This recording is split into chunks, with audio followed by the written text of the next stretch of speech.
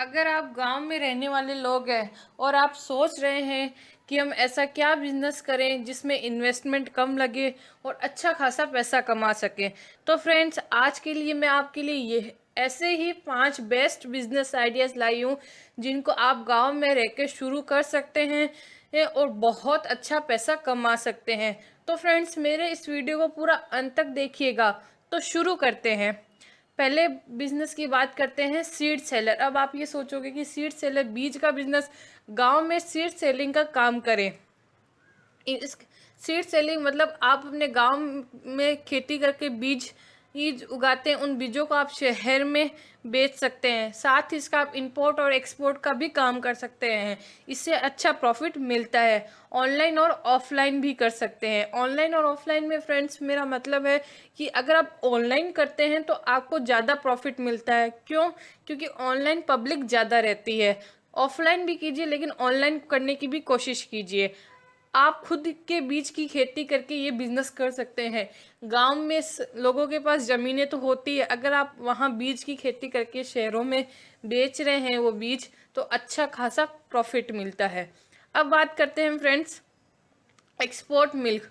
गांव लोग क्या करते हैं, शहरों के लोग, उनको गांव की चीज़ें खाना ज़्यादा अच्छी लगती है क्योंकि गांव की चीज़ें शुद्ध होती है और उनमें मिलावट बहुत कम मात्रा में होती है, या फिर ऐसे बोले उनमें मिलावट होती नहीं है।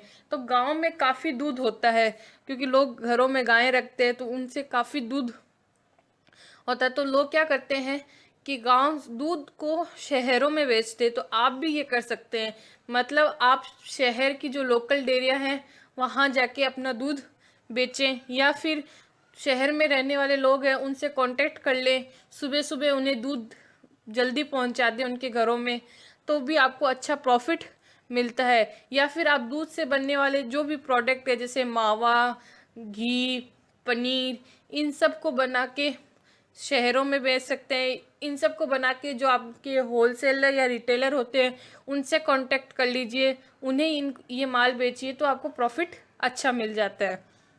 अब तीसरा बिजनेस है सीजनल बिजनेस। अब आप सोचोगे सीजनल बिजनेस कैसे? फ्रेंड्स, अगर आप जो सीजन चल रही है उस उसके अंदर उसी सीजन का बिजनेस करते हैं तो इन्वेस्टमेंट कम लगता है और प्रॉफिट ज़्यादा रहता है। सीजनेबल बिजनेस में यही फायदा होता है कि वो जो अपना माल है वो जल्दी से बिक जाता है, एक तो पड़ा नहीं रहता और अच्छा प्रॉफिट मिल जाता है। जैसे सीजनेबल बिजनेस में मैं बात कर लूँ, आम। अगर आम की सीजन आई तो आप आम का बिजनेस कर लीजिए ताकि अच्छा पैसा मिल जाए। गेहूं की सीजन में गेहूं की खेती करके गेहूं का बिजनेस कर लें, लोगों को शहरों में गेहूं बेचे तो अच्छा खासा बिजनेस होता है। धान के समय में धान का बिजनेस कर लें, मूंगफली की समय में मूंगफली की खेती करके मूंगफली का बिजनेस कर लें तो अच्छा खासा प्रॉफिट मिलता है। ये होते हैं सीजनेबल बिजनेस, मतलब जिस चीज़ की सीजन चल रही है उसका बिजनेस करो तो आपका बिजनेस अच्छा चलता है, प्रॉफिट मार्जिन भी सही रहता है। अब बात करते हैं गुड़ का बिजनेस। आप लोग सोचोगे गुड़ का बिजनेस, तो फ्रेंड्स मैं आपको बताना चाहूँगी कि आज के टाइम में लोग अब चीनी खाना कम कर रहे हैं। कोई कहता है चीनी खाने से कैलोरी ज़्यादा बढ़ती है, ये सब चीज़ें। तो गांव के लोग तो गुड़ ही खाते हैं, गांव के लोगों को गुड़ पसंद आता है, लेकिन अब शहरों में भी लोग गुड़ ज़्यादा खाने लग गए हैं।